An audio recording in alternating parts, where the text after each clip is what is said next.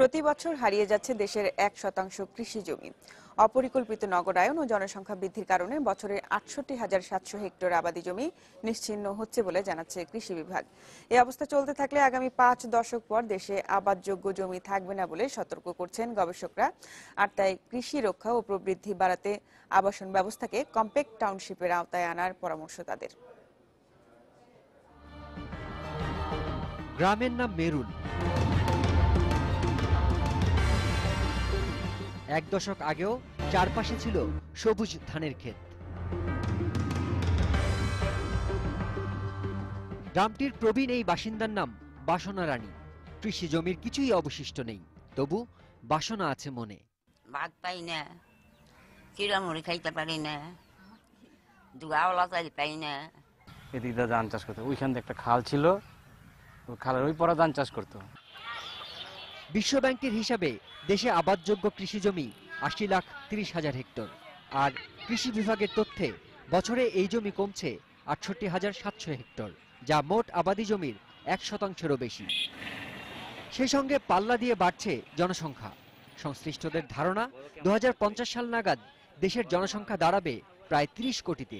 এরকম করে যদি মানুষের আবাদি জমির পরিমাণ, বনাঞ্চল, জলাশয় কমতে থাকে, তবে মানুষের গ্রামাঞ্চলে যে জীবিকা, সেটার আসলে একটা সংকট তৈরি হবে, যার ফলশ্রুতিতে গ্রাম থেকে মানুষের জোয়ার নগরের দিকে বাড়তে থাকবে। সেটা নগর কিংবা দেশ কারোর জন্যই আসলে কোনো শুভময় হয়ে উঠবে না।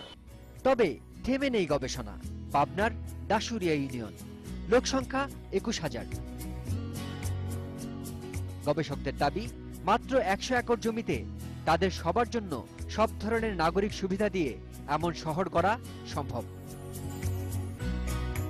খরচ হবে 618 কোটি টাকা। আর এভাবে বছরে গড়ে তোলা যাবে অন্তত 150 শহর। একটা ইউনিয়নে কিন্তু 20-25টা গ্রাম থাকে। 20-25টা গ্রাম না থেকে একটা টাউনশিপে চলে আসবে। এখানে যে কৃষি জমির যে ধ্বংস হয়ে যাচ্ছে সেটা থেকে বাঁচবে, এবং জলাশয় যে ধ্বংস হয়ে যাচ্ছে সেটা থেকে বাঁচবে, এবং ব্যাপক অর্থে এখানে অর্থনৈতিক প্রবৃদ্ধিটা হবে। দেশের 70,000 গ্রামকে 2050 সাল নাগাদ 7,000 টাউনশিপে নিয়ে আসা যাবে মত দিয়েছেন গবেষকরা। তারা বলছেন, জনবসতির এমন পুনর্গঠনের মধ্য দিয়ে আগামী 3 দশকে 10% হারে প্রবৃদ্ধি পেতে পারে বাংলাদেশ। শিমুল বাশার, ইন্ডিপেন্ডেন্ট নিউজ, ঢাকা।